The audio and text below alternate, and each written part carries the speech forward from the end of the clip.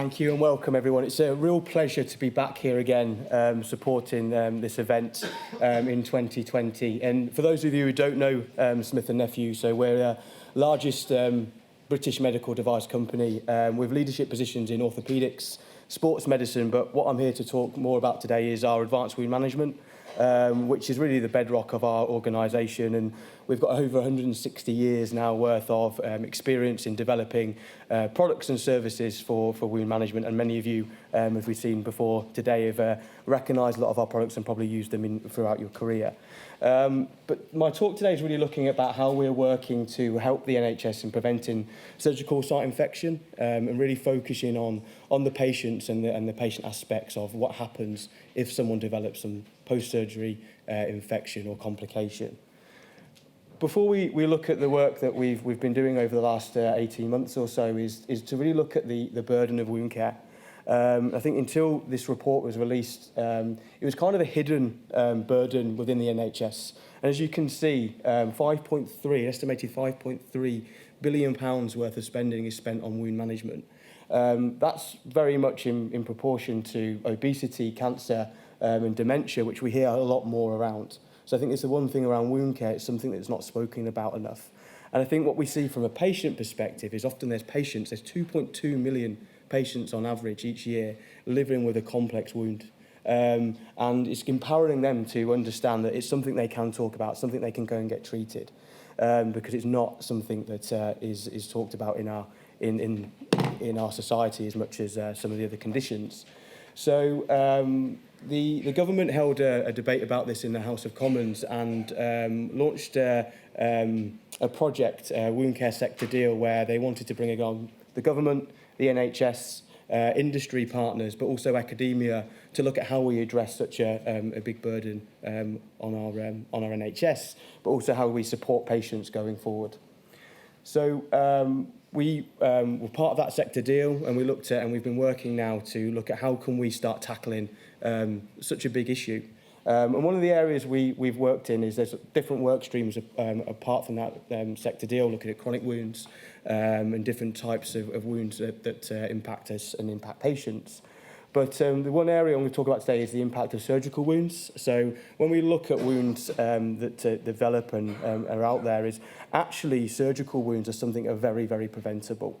So we saw this as a real key area to make sure that the best way of dealing with some wounds is make sure they never happen in the first place, and look at how we could work together with the NHS, look at some technology to improve that. Because 11% of that total wound prevalence were surgical wounds, post-surgical wounds. And then when you look at chronic wounds, there's a recent report just been released around chronic wounds in the community setting. A third of long-standing wounds, so wounds that are being treated for a year or more, are dehisced surgical wounds. So there's a lot of patients who obviously have to undergo surgery, which is big enough in itself, but then develop these complications that they weren't expecting afterwards. So really focus of our project was to look at how do we start preventing these. Because also there's a big, huge cost to this, and I think that there's people here from primary care, secondary care, and it's pretty much a 50-50 split with surgical wounds, that some of that cost of care is attributed to additional cost in the hospital, that also is compounded by extra length of stay, bed days, etc., of patients who develop complications that put our system under more pressure. But also a lot of patients, as they're being discharged into the community, are being managed in this way. And the latest report is showing that the cost attributed to SSIs across surgical categories is over £5,000 extra funding if they develop a complication. And we look at certain surgeries in particular, those costs can go up to £12,000, £13,000, £14,000. So some real big impact from the cost, but mainly from a patient recovery perspective as well. So we wanted to look at how some technology, along with working and identifying patients who are most at risk, would have an impact on this area. So we looked at single-use negative pressure. So this is our PICO system, and looked at the impact that it would have. So what we were finding with lots of the issues and complications post-surgery, it was high-risk patients who had conditions that affected wound healing and gave them a disadvantage of wound healing, and those were the patients who were developing wound dehiscence and surgical site infections. So we wanted to see how technology, in this case negative pressure wound therapy, where there was growing evidence for the use post-surgery that gave extra elements and mechanisms against the standard surgical wound dressings. So again, we looked at the whole continuum of what was being done pre-surgery, during surgery, and one of the aspects was post-surgery, what was being done to really protect the work of the surgeon and protect that patient there as well. And this is where we saw a place for some new technology. So the first phase of that was to really look at the patients that are affected and the areas of surgery affected. And I'm going to take you through the work we've done in obs and gynae, in caesarean section. So when we started to look at this, is that we found out that there's a particularly high infection rate following caesarean section. And actually, 1 in 10 mothers who had a C-section developed an SSI post-surgery, which is very, very high as compared to things like orthopaedic surgery, where it's 0.5% of patients would develop some kind of infection. But also what was really great to kind of understand was what impact that had on mothers. And what we found is that actually this 1 in 10 was what was reported from an acute perspective, is actually a lot of patients were developing infections and dehiscence out in the community once they'd been discharged. And it really led to things like loss of bonding time, inability to breastfeed on antibiotics, and an extra surgical intervention that really could take away that bonding time in those really important early days of having a baby. We then looked at what patient groups are at highest risk. And what we found, in particular in caesarean section, it was women with a high BMI pre-pregnancy and women with diabetes who were highest proportion, who accounted for the majority of those wound breakdowns and surgical site infections. So looked at a study. So this is the outcome of our study. So we worked with multiple trusts and on an RCT that looked at pre-pregnancy BMI of over 30 and diabetic patients. Over 800 patients in this study, and looked at the impact of using a different intervention for closure to prevent.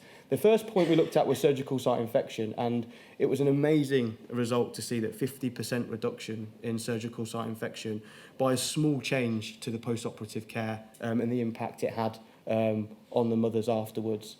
But also we saw some great results around wound exudate and wound dehiscence, which are precursors to infection, a huge reduction with the technology. So we started to do this within caesarean section and also other areas of surgery. So the next phase was to work with NICE and submit the findings to NICE. So this NICE guidance was issued in May last year to recommend the use of pico-negative pressure as an option in high-risk surgical patients. So this was based on a meta-analysis of over 5,000 patients, including 11 RCTs across wide and varied surgical specialties. And these are the key recommendations from NICE. So again, it was really about targeted intervention here. So really focusing on those patients who are at high risk. So they called that out in their recommendations, is to focus this intervention on patients at high risk, so high BMI, diabetes, smoking, age, and surgical risk factors like emergency surgery or types of surgery depending on that surgery as well. They also recommended around the evidence. So what we saw was there was a huge association with fewer SSIs with this, but also things like wound dehiscence, is that they can be as impactful as a surgical site infection with the wound healing and treatment needed and the effect on the patient. So the key points there was a 63% reduction was shown in SSI, 77% reduction in seroma, which would often lead to wound dehiscence, and then a 30% reduction in that wound dehiscence with patients. So really, really strong evidence to use this in the right areas. They also, as part of the NICE submission, did some extensive cost modelling of negative pressure, pico-negative pressure, to look at what those extra clinical benefits would cost. We know that with new technology, often we can see better clinical benefits, but there'd be a cost associated with that technology and the implementation. And it was great to see that the conclusion was that it was a similar overall cost compared to standard care. So not only were we getting those great benefits, but it wasn't costing the healthcare system anything more to do that. And then when we looked further into the high-risk patient populations, it was actually cost positive for the NHS to use that on those high-risk patients. So really, really great to be able to prove that and show that with the NHS and the people we work with. So I think this was one of the great things to see in the work we've had and the great people within the NHS from a clinical perspective who saw these issues and knew and wanted to work on that with it as well. And one of the, back to the C-sections, one of the first trusts we worked on, they reduced their surgical site infections by 70%.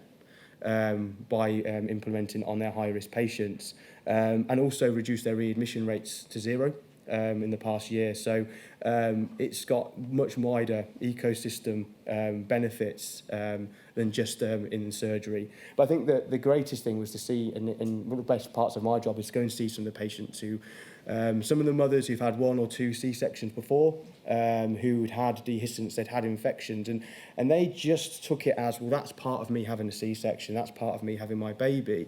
And actually the anxiety that they would feel going in to have that 2nd or 3rd C-section and the results of them being able to have an access an intervention like this was really, really evident in this patient group. But as I say, we've done this work across 5 different surgical specialties, and it's contributed to that. So this guidance is across surgery. So also, as part of this now that nice guidance, we're working very much now on helping the NHS implement this across multiple trusts. I think that it's great to work with NICE to stop local trusts having to do this work and understand what their impact is. But of course, from our perspective, we are providing the tools and the budget impact models to really help surgical departments assess their population, understand what their high risk is for them locally.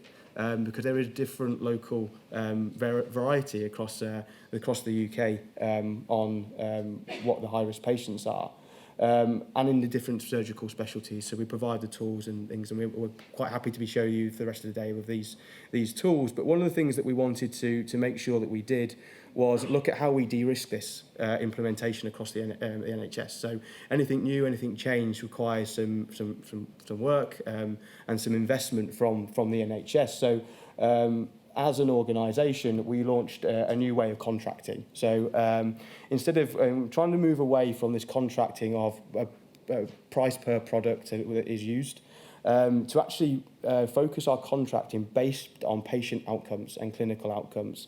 So our new contract for PICO in high-risk surgery, based on high-risk patients, is we will commit to a 60% reduction in surgical site infection. And we'll help the trust quantify what that cost is to them.